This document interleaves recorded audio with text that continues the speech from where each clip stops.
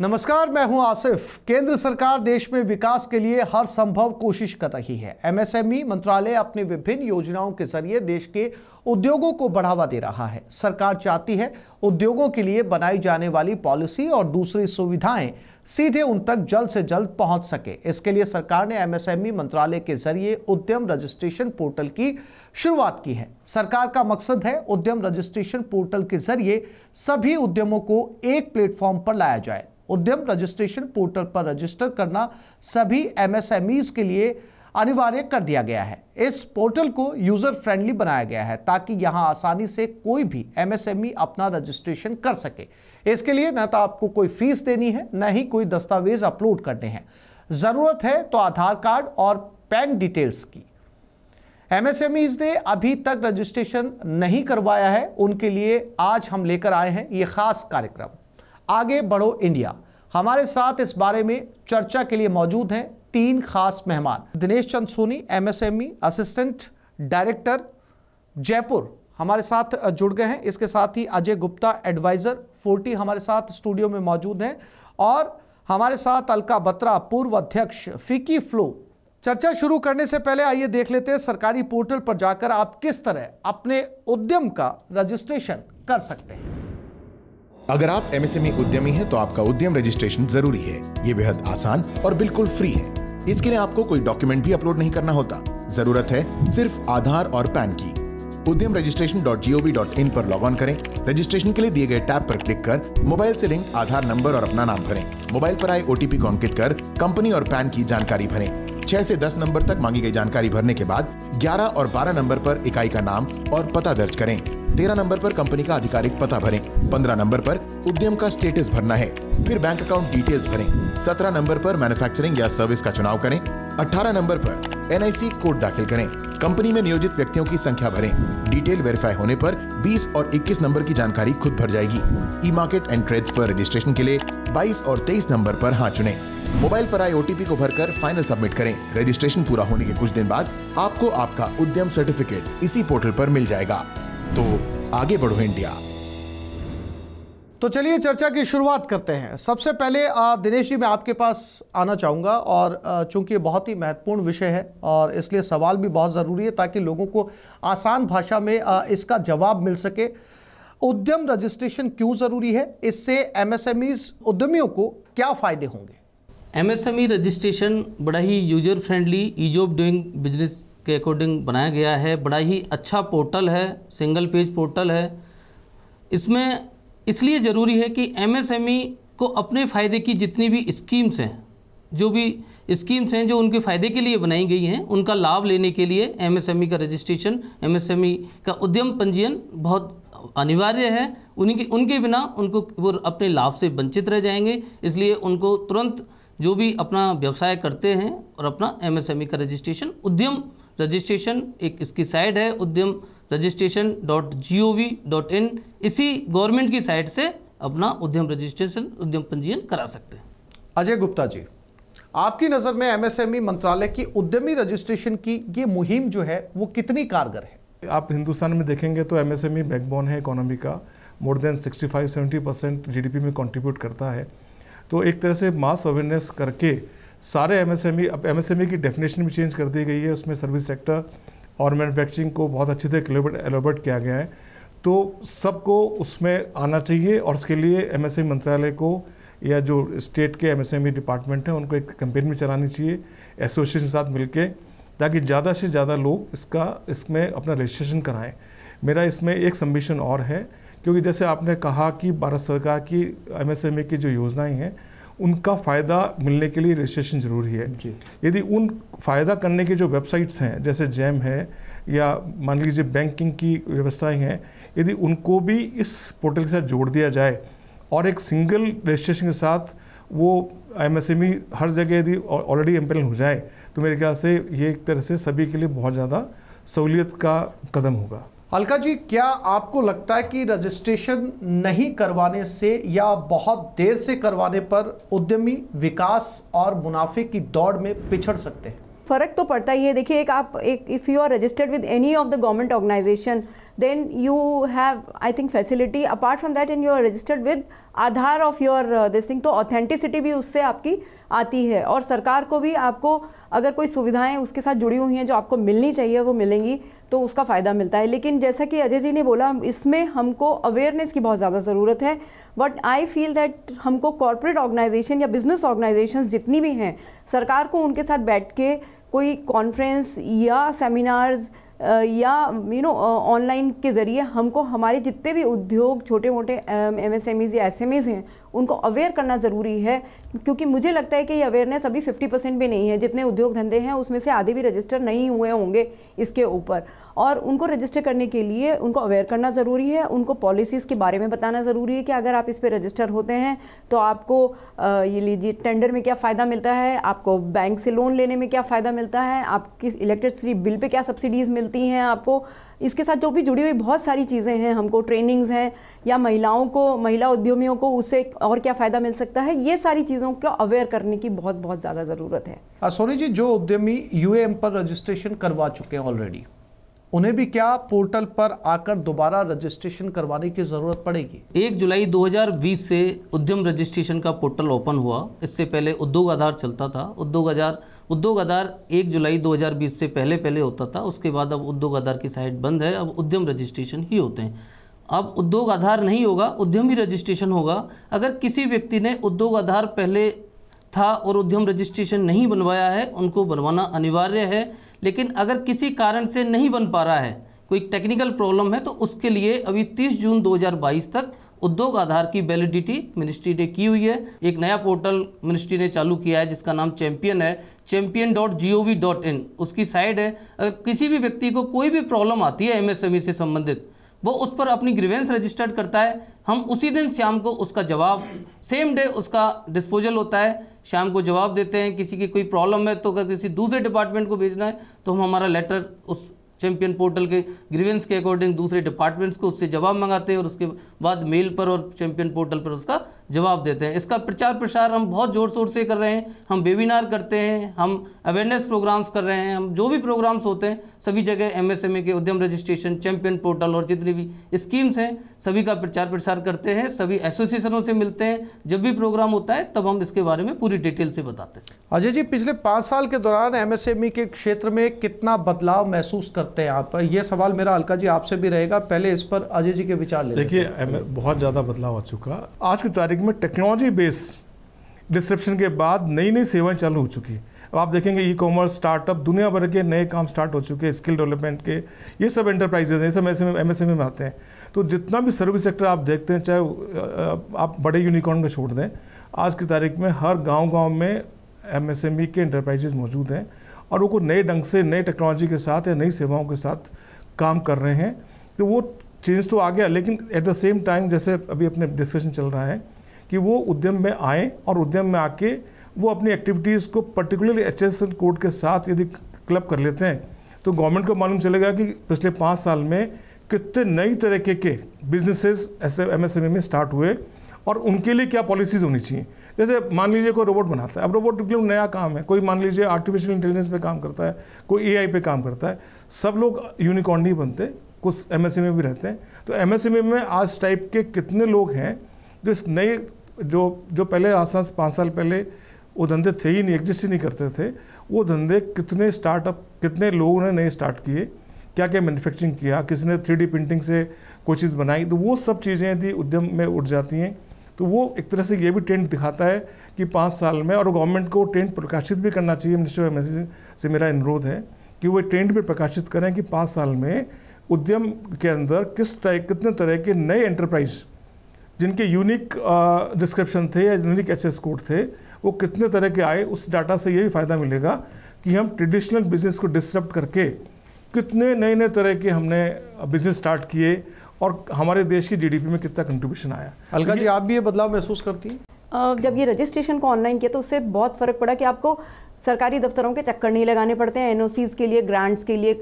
Loans के लिए। तो फ़र्क पड़ा है इस चीज़ से। लेकिन फिर भी इसमें एक और चीज़ अभी कैच ये है कि इसमें एक उद्यमी, अगर मान लीजिए मेरे को 4 उद्योग लगाने तो मेरे को 4 बार अलग अलग रजिस्ट्रेशन करना पड़ेगा एक ही उसके ऊपर मैं चारों के चारों या 5 बिजनेस का रजिस्ट्रेशन नहीं कर सकती। आई थिंक दिनेश जी इसके ऊपर प्रकाश डालेंगे।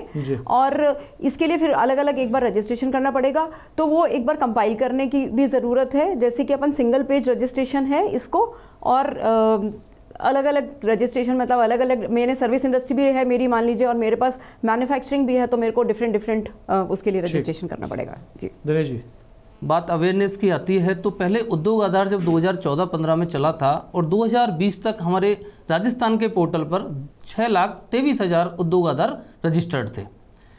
आज जब 2020 से 2022 तक 2 साल में 6,80,000 उद्यम रजिस्ट्रेशन रजिस्टर्ड हो चुके हैं, माइग्रेट हो चुके हैं, कुछ नए भी बन चुके हैं, तो टोटल 6,80,000 का हमारा स्टैटिस्टिक्स जो है राजस्थान का उद्यम रजिस्ट्रेशन का है।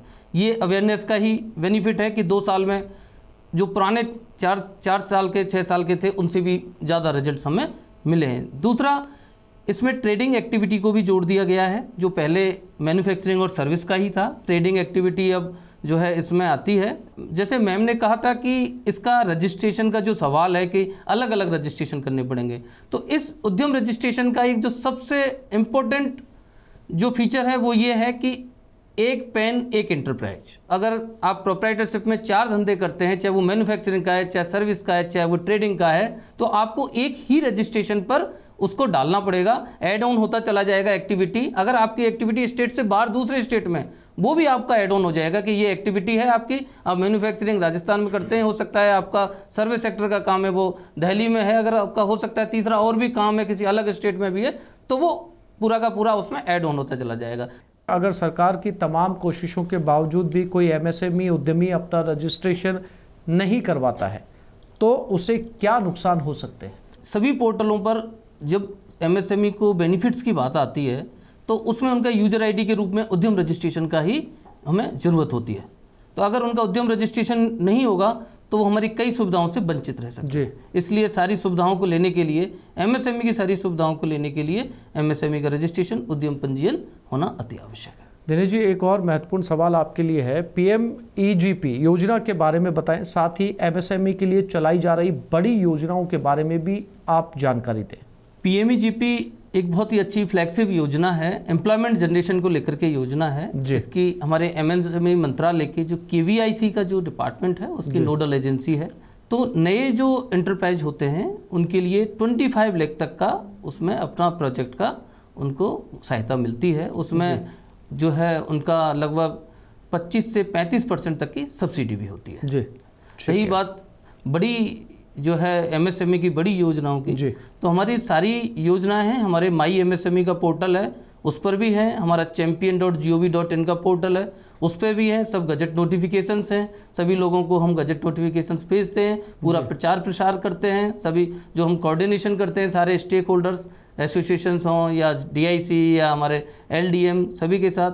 तो हमारी बड़ी स्कीमों में हमारा आईआईडी जो है बहुत बड़ी स्कीम है इंडस्ट्रियल इंफ्रास्ट्रक्चर डेवलपमेंट की, हमारा एमएससी सीडीपी के अंदर दूसरा सीएफसी का है, वो भी काफ़ी बड़ी स्कीम है, कॉमन फैसिलिटी सेंटर, उसमें जो है एमएसएमई के लिए बहुत बड़ी सब्सिडीज हैं। और भी हमारा जेड एक जो है जीरो डिफेक्ट जीरो इफेक्ट एक स्कीम आया है, उसके हमारे रजिस्ट्रेशंस हो रहे हैं, उसके कृपया उसको रजिस्ट्रेशंस कराएं, वो एक अच्छा रजिस्ट्रेशन है। हमारे नेशनल एमएसएमई अवार्ड हैं, और भी हमारी बहुत सारी credit link capital subsidy scheme है जिसमें 15% तक की 1 करोड़ तक का अगर आपका मशीन परचेज करने का होता है तो 15% तक की सब्सिडी मिलती है। ये बैंक के द्वारा ही होता है सब कुछ। तो ये बहुत सारी स्कीम्स हैं हमारे जो है इंक्यूबेशन की भी स्कीम्स हैं, तो उनका फ़ायदा लिया जा सकता है। ठीक है अजय जी और अलका जी, सरकार से आपकी और क्या अपेक्षाएं हैं इस पूरी योजना को लेकर? सबसे पहले अजय जी आप। मैं तो हमेशा ये कहता हूँ सर कि एमएसएमई की सरकार की मंशाएं बहुत बढ़िया हैं जी, और उन्होंने हमारे लिए बहुत अच्छे कानून भी बनाए हैं कि आज कोई पेमेंट हमारे को नहीं मिलता टाइम से तो उसका भी एड्रेसल है, और प्रोक्योरमेंट में भी आपका 25% है। लेकिन इन सब चीज़ों का इफेक्टिव इम्प्लीमेंटेशन एमएसएमई डीआई के थ्रू भी कैसे मल्टीपल एजेंसीज़ हैं, तो यदि मल्टीपल एजेंसीज़ की मल्टीपल वेबसाइट के बजाय यदि सिंगल सारी चीज़ें हो जाती है कि एमएसएमई इतना ज़्यादा IT सेवी नहीं है, आप ये एक्सपेक्ट नहीं कर सकते एमएसएमई से कि वो 4 या 5 या 8 वेबसाइट को जाके अलग अलग जगह एक आदमी बिठा के, उसकी कॉस्ट नहीं है, कोई आदमी फुल टाइम IT का बिठा के वो 5 या 8 वेबसाइट पर रजिस्ट्रेशन करेगा, फिर वो काम लेगा, ये चीज़ें थोड़ी सी डिफ़िकल्ट हो जाती हैं जी। तो हमारा यही सबमिशन है, यही रिक्वेस्ट है एमएसएमई मंत्रालय से कि आप उद्यम का जो सिंगल पोर्टल है, सिंगल पोर्टल के थ्रू आप सारी सुविधाएं एक सिंगल रजिस्ट्रेशन के थ्रू आप उनको प्रोवाइड करें। Adding to that I think more or less similar views हैं, बट एडिंग टू दैट ये जैसे कि सिंगल विंडो सिस्टम अपने उद्योग को लगाने के लिए किया, उस तरह से सिंगल पोर्टल सिस्टम हो, जैसे कि अजय सर ने बोला कि अपने को इस तरह से हो तो हमारे लिए सिंप्लीफाई हो जाए और एक पोर्टल पे जाके हमको इन्फॉर्मेशन मिले। और एक चीज़ और उसमें ऐड करना चाहूँगी कि जैसे हमें ईमेल्स जो हैं जैसे पॉपअप हो जाएं कि ये इसका टेंडर निकल रहा है, so that we can apply instead of every day going and checking the portal कि क्या आ रहा है क्या नहीं आ रहा है। तो हमारी जैसे पॉपअप सिस्टम्स आ जाएं, उसमें कोई इन्फॉर्मेशन आ जाए कि आज इस चीज़ के टेंडर्स निकल रहे हैं या ये एक नई स्कीम लॉन्च हो गई है, ये आपके बेनिफिट की स्कीम्स हैं। तो ये सिस्टम्स अगर आ जाएं और सरकार की तरफ से जो एमएसएमई डिपार्टमेंट की तरफ से उसमें हमको हेड होल्डिंग मिल जाए, हमको फ़ायदा मिल जाए कि हम बात करें तो हमें इमीडिएटली इम्प्लीमेंट करने का टाइम मिल जाए, उसमें सिस्टम के बीच में फंस के रह ना जाएं हम, वो एक और एड ऑन कर सकते हैं। ठीक है दिनेश जी, फिर से सवाल आपके लिए है, देश के अपने सभी एमएसएमई साथियों से आप क्या कहना चाहेंगे? मैं सभी से ये कहना चाहूँगा, एक तो मैं मैम के क्वेश्चन का आंसर दूंगा कि हमारे ऑफिस में एक enterprise facilitation centre, export facilitation centre, intellectual property rights facilitation centre हमारे बने हुए हैं। अगर किसी भी व्यक्ति को कभी भी ज़रूरत पड़ती है फ़ोन करके लाभ ले सकते हैं, पर्सनली वहाँ आकर के लाभ ले सकते हैं। किसी को कोई रजिस्ट्रेशन में या कुछ भरने में कोई प्रॉब्लम आती है, फिलअप करने में, तो हमारा व्यक्ति जो है, हमारा ऑफिसर उसको हैंड होल्डिंग करता है, हम हैंड होल्डिंग पूरी सपोर्ट करते हैं। दूसरा मैं यही कहना चाहूँगा, हमारी मार्केटिंग सपोर्ट की स्कीम बहुत अच्छी चल रही है, प्रिक्योरमेंट एंड मार्केटिंग सपोर्ट के नाम से। डोमेस्टिक फेयर्स में अगर कोई व्यक्ति नेशनल लेवल पर ऑल ओवर इंडिया कहीं भी जाता है राजस्थान का, तो ये हम राजस्थान में देखते हैं या किसी भी जो है अपने स्टेट का, अगर कोई व्यक्ति जाता है तो उसको अपने मार्केट में अपना डिस्प्ले करने का मौका मिलता है अपने प्रोडक्ट को, वहाँ से उसको बायर मिलते हैं, उसका मार्केट बढ़ता है और उसका जो है मार्केट बढ़ता है तो ऑटोमेटिकली प्रोडक्शन भी, उसका लिंक है वो प्रोडक्शन भी बढ़ता है। तो 1.25 से 1.5 लाख रुपये हमारे यहाँ से जो है उसको यूनिट के लिए रियम्बर्समेंट होता है और इसमें हमने लगभग 45 लाख रुपए का लास्ट ईयर जो है रियम्बर्समेंट किया है। दिनेश जी, आखिरी सवाल आपसे कि कैसे एमएसएमईज अपने मार्केट का दुनिया भर में विस्तार कर सकते हैं? पहला तो मैं ये कहना चाहूँगा कि जेम पोर्टल एक बहुत अच्छा पोर्टल है गवर्नमेंट ई मार्केटिंग का। दूसरा पब्लिक प्रिक्योरमेंट, ये जो PMS जो मैं अभी बता रहा था, प्रिक्योरमेंट एंड मार्केटिंग सपोर्ट का, ये बहुत अच्छा पोर्टल है, ऑनलाइन है। अब घर बैठे व्यक्ति उस पर अप्लाई कर सकता है, जिसने अपना स्टॉल ऑर्गेनाइजर जो भी ऑर्गेनाइज कर रहा है फेयर को, उससे अगर लिया है वो हमारे यहाँ ऑनलाइन अप्लाई करेगा। ऑनलाइन अप्लाई करते ही हम उसको यहाँ से दिल्ली रिकमेंड करते हैं और दिल्ली से उसका सैंक्शंस मंगाते हैं। उसके बाद उनको फ़ोन करते हैं और उनके पास भी सूचना मिल जाती है, वो हमें इन्वॉइस देते हैं और बहुत ही ईजी तरीके से उनको उनका मार्केटिंग सपोर्ट मिल जाती है। तो इस तरह से अगर कोई अच्छा प्रोडक्ट बनाता है और उसको डिस्प्ले करना चाहता है ऑल ओवर इंडिया में, तो प्रिक्योरमेंट एंड मार्केटिंग सपोर्ट की स्कीम के द्वारा कर सकता है। इसी तरह से एक पैकेजिंग की हमारी स्कीम है, अगर कोई व्यक्ति पैकेजिंग अच्छी करना चाहता है और IIP का कोई consultant, Indian institute of packaging का कंसल्टेंट अगर कोई हायर करता है तो उसका भी रियम्बर्समेंट MSME मंत्रालय के द्वारा उसको दिया जाता है। और भी बहुत सारे मार्केटिंग के टूल्स हैं, उनके द्वारा लिया जा सकता है। एक हमारी इंटरनेशनल कोऑपरेशन स्कीम है, जिसके द्वारा किसी भी आबू रोड इंडिया से अगर कोई बाहर भी जाता है तो उसमें उसको डेलीगेशन देखने के लिए, वहाँ के टेक्नोलॉजी, वहाँ का मार्केट तलाशने के लिए डेलीगेशन के लिए भी जो है रियम्बर्समेंट होता है। इसके साथ के साथ वहाँ एग्जिबिट करता है तो उसका भी रियम्बर्समेंट होता है। इसी IC स्कीम में एक नया फीचर्स और आ रहा है कि कोई फर्स्ट टाइम एक्सपोर्टर है तो उसको इंश्योरेंस का, इस तरह से वहाँ अगर कोई रजिस्ट्रेशन होता है तो उसका भी, और उसकी टेस्टिंग अगर प्रोडक्ट की यहाँ से होकर के जाती है उसका भी रियम्बर्समेंट करने का प्रावधान नया जुड़ने वाला है। हमारे इस खास कार्यक्रम आगे बढ़ो इंडिया में शामिल होने के लिए आप तीनों मेहमानों का बहुत बहुत शुक्रिया। तो ये थी न्यूज़ 18 नेटवर्क की खास पेशकश आगे बढ़ो इंडिया। हमने जाना कि MSMEs के लिए उद्यम रजिस्ट्रेशन क्यों ज़रूरी है, विकास की मुख्य धारा से जुड़ने के लिए सरकार के साथ साथ हमारी भी कुछ जिम्मेदारियां हैं। सूक्ष्म, लघु और मध्यम उद्यम चलाने वाले कारोबारी देश के विकास की मजबूत धुरी बनेंगे, हम यही उम्मीद रखते हैं। नमस्कार।